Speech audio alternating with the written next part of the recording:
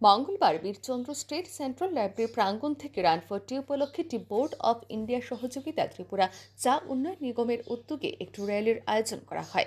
এই দিনের এই র্যালির সূচনা অনুষ্ঠানে উপস্থিত ছিলেন শিল্প বাণিজ্য দপ্তরের মন্ত্রী শান্তনা চাকমা, যুব বিষয়ক ও ক্রীড়া মন্ত্রী টিঙ্কু রায়, আগরতলা পৌর নিগমের মেয়র দীপক মজুমদার, শিল্প বাণিজ্য দপ্তরের সচিব কিরণ গিত্তে, দপ্তরের অধিকর্তা বিশ্বশ্রী বি প্রমুখ।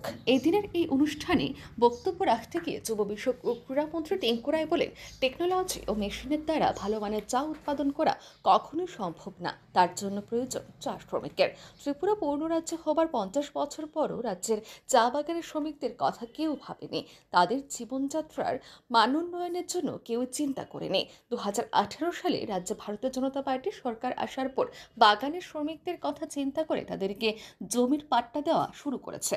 যেহেতু আগে তাদের কাছে কোনো স্থায়ীভাবে থাকার কোনো জায়গা ছিল না, তাই তারা ধীরে ধীরে চা বাগান থেকে সরে যাচ্ছিল। এর ফলে চা বাগানগুলিতে শ্রমিক শূন্য হয়ে পড়েছে। আর চা বাগানগুলিতে শ্রমিক শূন্য হয়ে পড়ার কারণে আমরা ভালো মানের চা থেকে বঞ্চিত হচ্ছিলাম। কিন্তু ভারতীয় জনতা পার্টির সরকার আসার পরই রাজ্যের চা বাগানের স্থায়ী শ্রমিকদের 2000 পরিবারকে জমির পাট্টা দেওয়া হয়েছে। তিনি আরও বলেন, যে কাজটা ভারতবর্ষ স্বাধীনতা হওয়ার 77 বছরও হয়নি, সেই কাজটা ভারতীয় জনতা পার্টির সরকার 5 বছরে করেছে।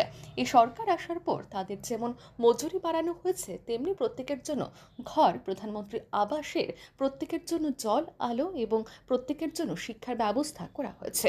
এর পাশাপাশি তাদেরকে রেশন কার্ডও দেওয়া হয়েছে, যে রেশন কার্ড দীর্ঘ বছরেও জোটেনি। যে টেকনোলজি এবং মেশিনের দ্বারা ভালো চা উৎপন্ন সম্ভব নয়।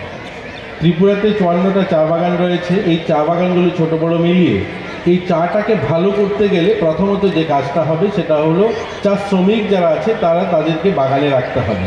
ত্রিপুরার যে পূর্ণ রাজ্যে 50 বছর পার করেছে, এই 50 বছর পরেও ত্রিপুরার আমরা ওই চা বাগানে যারা থাকে শ্রমিক যারা, তাদের জীবনমান উন্নয়ন হোক সেটা নিয়ে কোনো পরিকল্পনা গ্রহণ করিনি।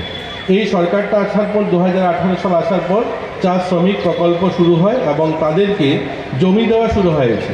যেহেতু চা শ্রমিক যারা রয়েছে তাদের জমি ছিল না, তার জন্য বাগান থেকে তারা ধীরে ধীরে সরে যেতে শুরু হয়েছিল। তার জন্য বাগানগুলোতে শ্রমিক শূন্য হয়ে পড়েছে। শ্রমিক শূন্য হওয়ার কারণে সেই বাগানের চা পাতা, যে ভালো কোয়ালিটির চা পাতা আমরা আশা করি, সেটার থেকে আমরা বঞ্চিত হচ্ছি।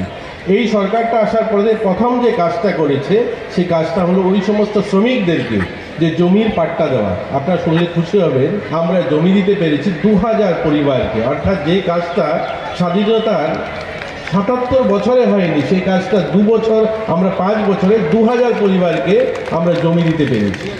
এই সরকার আসার পর তাদেরকে যেমন মজুরি বাড়ানো হয়েছে, 178 টাকা মজুরি হয়েছে, তেমনি প্রত্যেকের জন্য ঘর, প্রধানমন্ত্রী আবাস, প্রত্যেকের জন্য জল, প্রত্যেকের জন্য বাড়িতে ইলেকট্রিসিটির ব্যবস্থা, সেখানে শিক্ষার ব্যবস্থা। অর্থাৎ তারাও যে আমাদের মৌলিক অধিকার, অন্ন, বস্ত্র, শিক্ষা, স্বাস্থ্যের কথা বলি, আজ তারাও সেটা পেয়েছে।